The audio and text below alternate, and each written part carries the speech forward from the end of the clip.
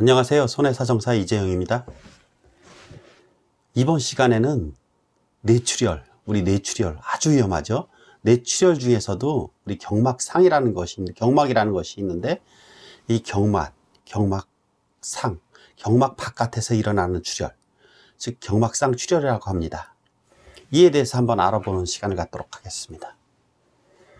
우선 뇌출혈에 대해서 알아보기 전에 우리 뇌 아주 우리 몸에서 중추적인 역할을 하는 핵심이죠. 우리 몸의 중추신경은 뇌와 척수로 되어 있습니다. 이 뇌는 우리가 생각하고 감각을 느끼고 또 감정을 느끼고 우리 기억을 저장하는 아주 중요한 장소죠. 따라서 이러한 뇌는 아주 강하게 보호되고 있습니다. 우리 머리 단단한 두개골로 구성되어 있잖아요. 두개골. 그 바깥으로 두개골막이 있고 머리카락이 또 납니다. 이 두개골 아래에 바로 경막이라는 것입니다. 이 경막 위로 바깥으로 동맥과 정맥 많이 흐르고 있습니다. 우리 뇌의 혈관을 공급하는 핵심적인 역할을 하고 있습니다. 경막 밑으로 지주막이라는 것이 있습니다. 거미줄막이라고도 합니다. 그 밑으로 지주막 하강이라고 해서 우리 뇌 척수액이 흐르고 있고 그 밑에 아주 얇은 막, 연막 또는 유막이라고 합니다. 이것이 뇌를 감싸고 있습니다. 이처럼 뇌는 아주 단단하게, 아주 강하게 보호되고 있는데 이 보호 시스템에 문제가 발생하면 아주 위험하겠죠. 이 중에서도 경막 바깥으로 동맥과 정맥이 많이 흐르고 있다고 그랬잖아요. 즉 경막상 출혈이 일어나게 되면은 급속도로 동맥이 파열되면서 급속도로 뇌에 피가 고여가지고 뇌를 압박해가지고 뇌에 손상이 올 확률이 아주 높습니다. 우리 경막상 출혈은 보통 측두부, 뇌의 측면이라고 하죠. 측두부에 중경막이라는 것이 있는데, 중경막이라는 동맥이 있는데 이 부분에서 가장 호발합니다. 뇌출혈이 동반되는 경우는 보통 뇌 두개골이 깨져도 손상골절이 일어났을 경우에 뇌출혈이 동반되는 경우가 가장 흔합니다. 뇌출혈 중에서 경막상 출혈. 그럼 뇌출혈 중 경막상 출혈이 일어나면 어떠한 증상이 일어나는가? 아주 경막상 출혈의 가장 그 핵심적인 증상은 우리 의식 명욕이라는 것이 존재한다는 것입니다. 다른 출혈들은 의식을 잃거나 소실되는 경우가 많은데 이 경막상 출혈이 일어났을 경우에 잠깐 아주 의식이 명료한 시기가 존재해 갖고 말도 또렷이 합니다.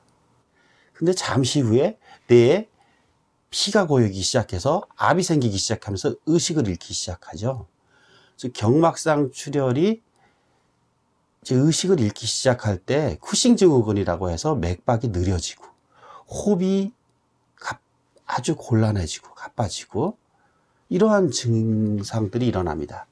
그리고 눈은 풀리죠. 동공산대라고 하고, 그 다음에 뇌출혈이 발생한 부위의 반대 부위에 편마비가 올 수도 있습니다. 그럼 이러한 뇌출혈은 경막상 출혈은 어떻게 진단하는가? 가장 대표적인 게 뇌CT죠. 브레인 CT. 그 다음에 MRI, 자기공명 영상. 이 뇌CT를 통해서 그 영상을 봤을 때 아주 고밀도의 볼록 렌즈 모양, 돋보기 모양의 뇌 측두부에 혈종이 고이는 경우가 가장 흔합니다. 이 경막상 출혈, 그러면 이 치료는 어떻게 해야 되는가? 뇌출혈, 동맥이 터지게 되면 급속도로 피가 고일 수 있다고 그랬잖아요. 이거 응급수술하지 않으면 순식간에 피가 고여서 뇌압이 상승해갖고 사망에 이를 수 있습니다. 아주 위급합니다.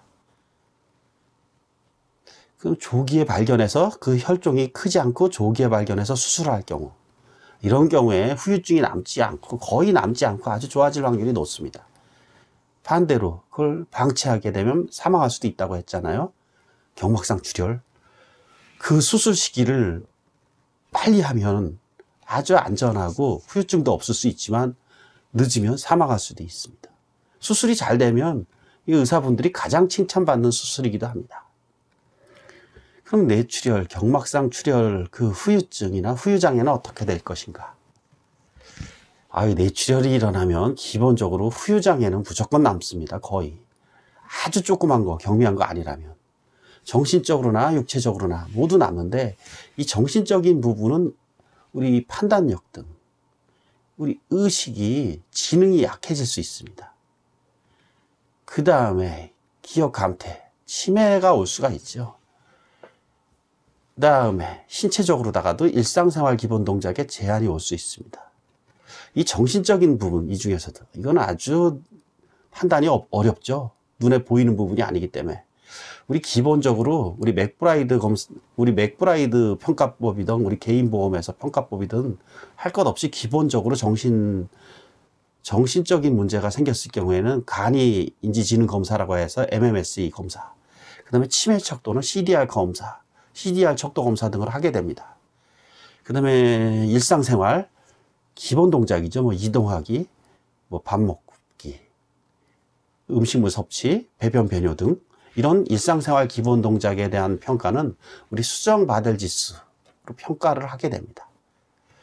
그렇지만 이 어떤 일상생활 기본 동작이라든지 어떤 정신적인 기능 이런 거는 평가자의 주관이 개입될 수도 있고 평가하는 시기에 따라서도 달리 나올 수도 있습니다. 그리고 맥브라이드법이냐 아니면 일반 개인보험이냐 이런 것 등에 따라서 그 평가 기준이 다른데 아주 많이 논란이 되고 있죠. 특히 정신적인 부분 보이지가 않기 때문에 어떻게 이거 평가합니까? 일상생활 기본 동작도 어떻게 보면 옷 입고 벗기 할 수 있는 것으로 보이기도 하고 안 되는 것으로 보이기도 하고 경계선상에 놓이는 경우도 있습니다. 항상 목욕하기 혼자서 목욕을 할 수 있는가 없는가 이런 거 경계선상에 놓일 때 이런 걸 평가하기도 힘들지만 또 이런 걸 평가한 후에 법률적인 해석과 관련해서도 문제가 됩니다. 우리 생명보험의 급수장애 예전에 항상간호, 수시간호 이거 1급, 2급인데 그 금액 차이는 2배 이상 차이 나는 경우가 많죠. 근데 항상간호냐 수시간호냐 항상간호는 침상을 벗어나지 못하는 정도라 그랬는데 혼자서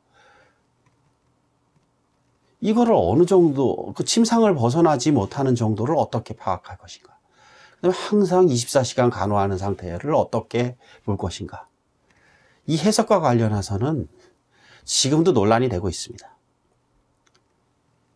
굉장히 어려운 부분입니다. 뇌출혈 평가한다는 건 후유장애.